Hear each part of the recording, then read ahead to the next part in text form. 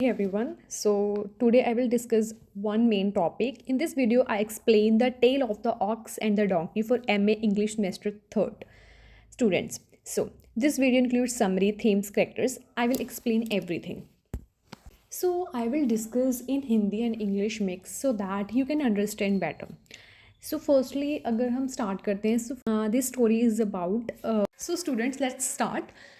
So this is the story start from one person. एक rich prosper व्यापारी होता है कि वो लैंग्वेज समझ सकता है एनिमल्स की। He know very well about the language of animal, but वो किसी को ये चीज़ रिवील नहीं कर सकता, ना अपने बच्चों को ना अपनी वाइफ को। अगर वो बता देता है बाई चांस, सो फिर वो मर जाएगा। So this is the starting of the story.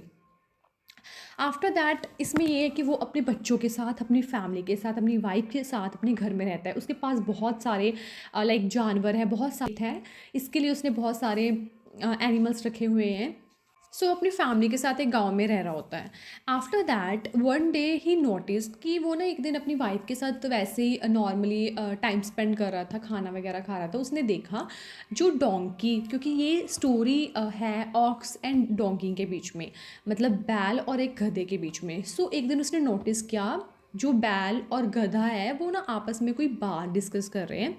So he thought कि मैं सुन के आता हूँ वो क्या बात करें, क्या डिस्कशन उनकी हो रही है। सो वन डे जब वो सुनता है कि वो क्या डिस्कस कर रहे हैं, वो सुनता है कि जो बैल है वो गधे को कुछ कह रहा है। वो कह रहा है यार तेरी लाइफ कितनी अच्छी है, जो तुझे फूड है वो भी तुझे ए क्वालिटी का मिलता है। आफ्टर दिस वो डिस्कस करते हैं कि जो वहाँ पे जहाँ पे गधा रह रहा है उसका प्लेस, जहाँ पे रह रहा है उसका जो रहने का जो प्लेस है वो भी बड़ा क्लीन है, और वो ऐश की ज़िंदगी जीता है। उसे बाहर जाने की ज़रूरत नहीं पड़ती, अपने घर में सारा दिन वो आराम से रहता है। वो कह रहा है तेरा लाइफस्टाइल तो बहुत ही ज़्यादा अच्छा है। मीन्स वो उसे ये बातें बता, एंड देन हर्ड दैट कि वो इस बैल जो है वो गधे को ये भी बता रहा है कि तुझे तो कोई मारता भी नहीं है, तेरी मारपीट भी नहीं होती। ऑन द कंट्रेरी मेरी लाइफ तेरे से बहुत ही ज़्यादा चेंज है। मुझे सुबह होते ही, सूर्य चढ़ने से पहले ही मुझे खेत में ले जाते हैं और मेरे पे हल बांध देते हैं और मुझे सारा दिन मेरे से काम करवाते हैं। खेती में सारा दिन मैं काम करता हूँ, एंड जब मेरे में कैपेसिटी नहीं होती और मैं गिर भी जाता हूँ बिकॉज मैं इतना सारा दिन काम करता हूँ, फिर मुझे वो जो किसान है, वो फार्मर है, वो मुझे बीट करता है, मुझे मारता है, एंड देन मुझे खड़े होना पड़ता है और काम करना पड़ता है। जब मैं वापस आता हूँ तब भी अंधेरा हुआ होता है। सो मेरी लाइफ बहुत ही मिजरेबल है as compared to you. And जो मेरा प्लेस है यहाँ पे, जहाँ पे मैं रहता हूँ, वो भी बहुत गंदा है। वहाँ पे गोबर ही गोबर होता है। मेरे खाने की क्वालिटी भी बहुत अच्छी नहीं है तेरे कंपेयर, और मुझे सारा दिन काम करना पड़ता है, फिर भी मुझे मार पीट होती है, एंड मैं फिर भी सारा कुछ करता रहता हूँ।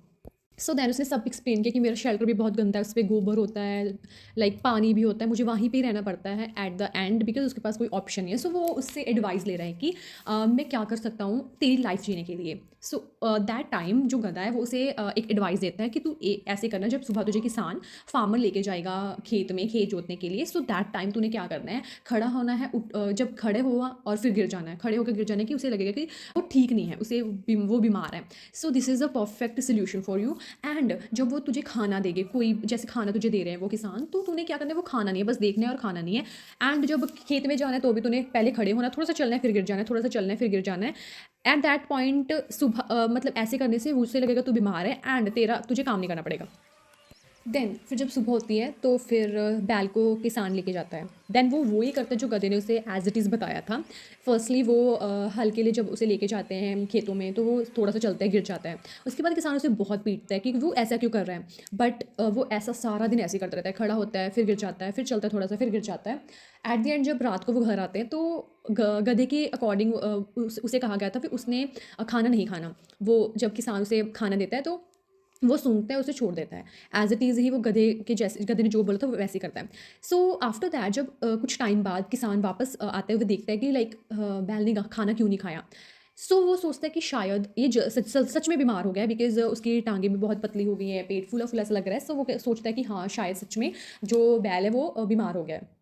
बट किसान को सारा कुछ पता था, ये सारा कुछ जो था ये अंडर, किसान अंडर किसके काम कर रहा था, व्यापारी के। सो वे व्यापारी को सब कुछ जाके बताता है कि ऐसे ऐसे बैल काम नहीं कर रहा है या कुछ भी। बट इसकी रियल सच्चाई उसे पता थी किसान को कि ये सारा जो एडवाइस है वो एक गधे ने बैल को दी है।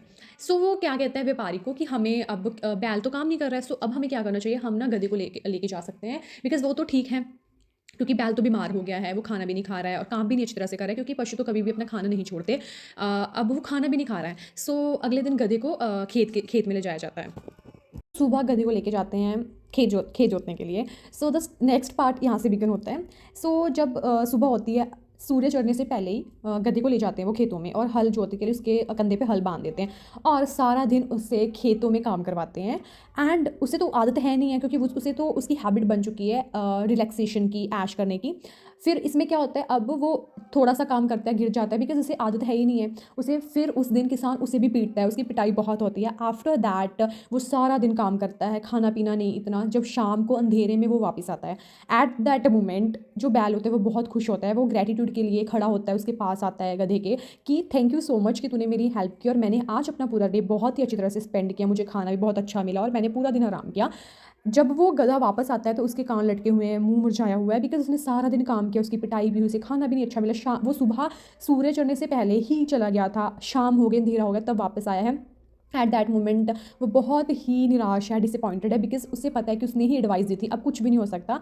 सो यहाँ पे the moral of the story ये है कि जब भी हम किसी एडवाइस देते हैं, so moral of the story ये है कि किसी को भी एडवाइस देने से पहले ये सोच लो कि उसका रिज़ल्ट क्या होगा। अगर उसका रिज़ल्ट कुछ भी कल को आता है, वो आप उससे सेटिस्फाई होंगे।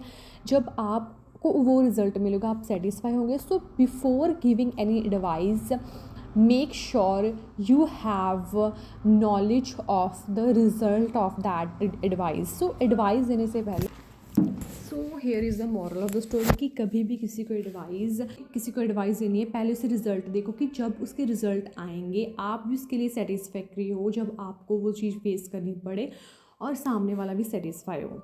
So this is the moral of the story.